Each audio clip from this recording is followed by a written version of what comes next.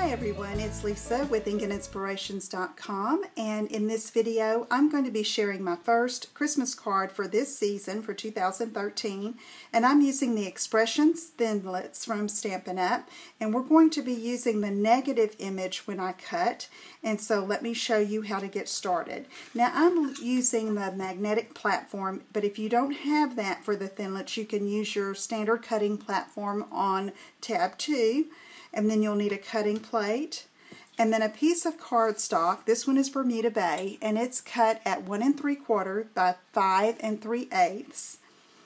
And then we want a piece of wax paper to help the Thinlit pop out and to minimize any tearing, because it's very delicate, very thin. They're beautiful script dies. I just love them.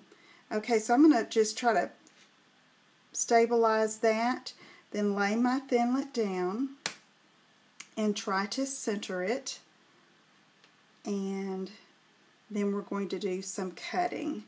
Now I'm going to put the other standard plate on top of that, and then I'm going to run it through the Big Shot. I've removed it from the Big Shot, and I wanted to show you how I disassembled it. So I'm going to peel up the Mary just like this. And it's easier, I guess, to peel off the negative from the back, and that's what we'll use on the card. And I want you to save this piece because you can use that for a different card.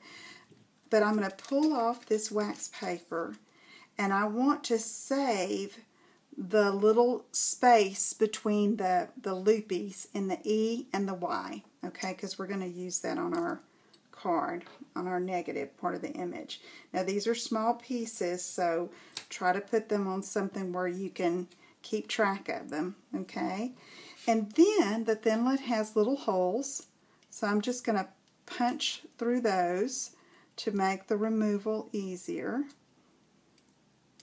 And then I will peel that out using my paper piercer to help me get it started. And then it's very delicate, but I love the result. It's just so pretty. Okay, and I have one more little space I'm going to punch out and save that. And now we're going to go in with the rest of the card. Now behind this, we're going to use a piece of silver glimmer paper, and it's cut at the same width and length as the Bermuda Bay, which was 1 3/4 by 5 3/8. And then I'm going to use some Tombow liquid glue and to adhere it to that glimmer paper. And I try not to get too close to the openings so that the glue doesn't, you know, squish through. And then, let's see, I see a little thread there. I'm going to center that over that, and that sparkle just pops right through. So pretty. Okay, so I've got that settled. Now we're going to take these two tiny pieces that we saved and glue them in that negative space to make the word a little more appealing with the look, okay? There. And then this little tiny one is going to go in the E. So I'm going to put a dot of glue there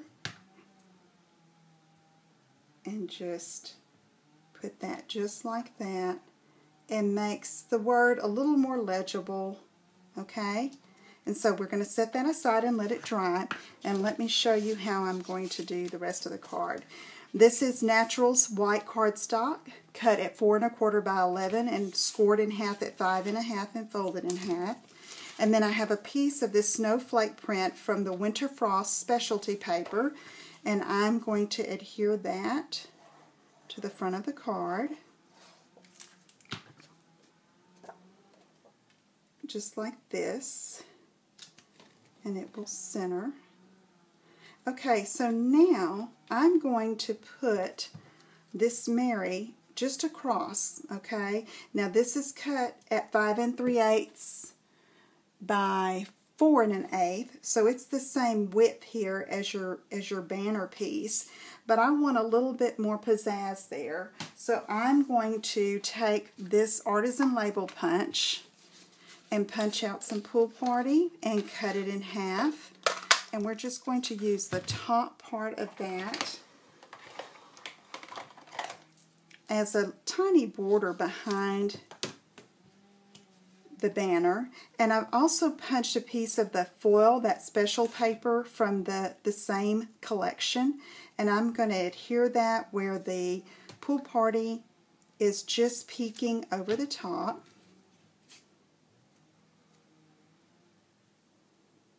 Okay, and then I'm going to put more adhesive on the front of the foil, and it's going to peek out just from the top of this banner piece here. Okay, that's just to give it a little accent, a little pizzazz. And then we're ready to go ahead and adhere the whole banner piece down. And so you decide how far up you want from the bottom. I have about a 1/2 inch. And then we just need a little bit more pop there. So I'm going to use a bow tied with the beautiful silver ribbon that's in the holiday catalog. And I'm just going to use a glue dot on the back of it. And I'm going to attach it right there below that label, and then use one of our frosted finish embellishments and a couple of glue dots on the back of that, because I don't want to lose that beautiful piece. These are just gorgeous. I keep saying I'm going to make some earrings. Pretty for the holidays. And put it just like that. Okay? And then to border this bottom, I just took my chalk pen. This is also available in the holiday catalog, and I just drew some dashed lines along the bottom just to finish it off a bit. Okay? Okay, so as I was finishing with the dashed lines, I decided to go ahead and border the whole piece. You can see in my original card that I made, I just did it along the bottom, so whatever you prefer is fine. And I hope you'll give that a try, and stay tuned. I'm going to have another video soon where I show you a card that I used with the actual cutout of Mary. If you have any questions, please email me at lisa@inkandinspirations.com. Thank you so much for joining me, and I will see you again soon. Take care. Bye-bye.